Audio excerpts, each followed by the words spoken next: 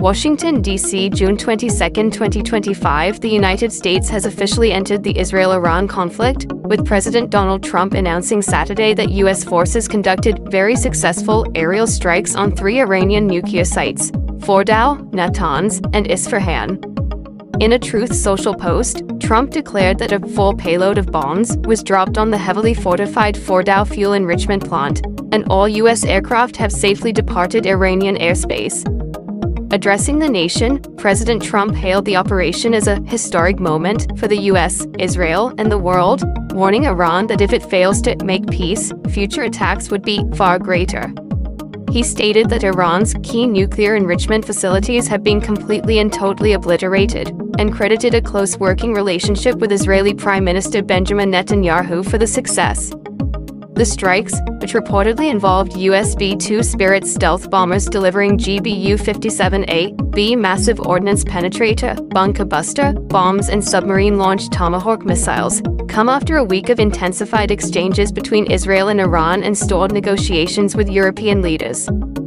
Iran's state media, citing the Atomic Energy Organization of Iran, condemned the attacks as violations of international law and the Nuclear Non-Proliferation Treaty, calling for global support and condemnation of the U.S. action.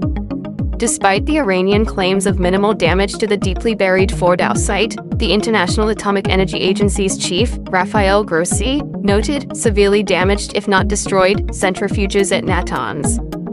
This developing situation marks a significant escalation in regional tensions, with the U.S. signaling a firm stance against Iran's nuclear program. Washington, D.C., June 21, 2025. President Donald Trump's decision to launch strikes on Iran's nuclear facilities has elicited a sharply divided response among U.S. lawmakers. While prominent Republican hawks and even some Democrats, like Senator John Fetterman, D.Par., lauded the action as a necessary measure to prevent Iran from developing nuclear capabilities, numerous Democratic leaders and at least one Republican condemned the move as unconstitutional and a dangerous escalation. House Minority Leader Hakeem Jeffries, DNY, criticized the president for failing to deliver on peace in the Middle East and risking a disastrous war. Senate Minority Leader Chuck Schumer, DNY, demanded clear answers from the administration and urged immediate enforcement of the War Powers Act, emphasizing that no president should be allowed to unilaterally march this nation into something as consequential as war. Representative Alexandria Ocasio-Cortez, DNY, labeled the strikes a grave violation of the Constitution and congressional war powers, calling it clearly grounds for impeachment.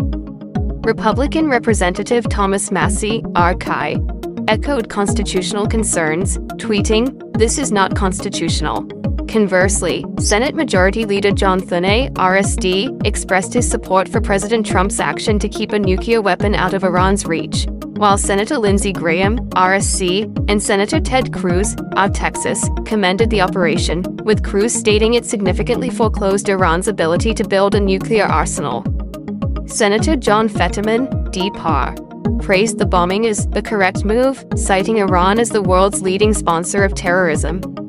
Internationally, reactions have been similarly mixed, with UN Secretary-General Antonio Guterres expressing grave alarm and calling for de-escalation, while Australia acknowledged the threat of Iran's nuclear program and urged diplomacy.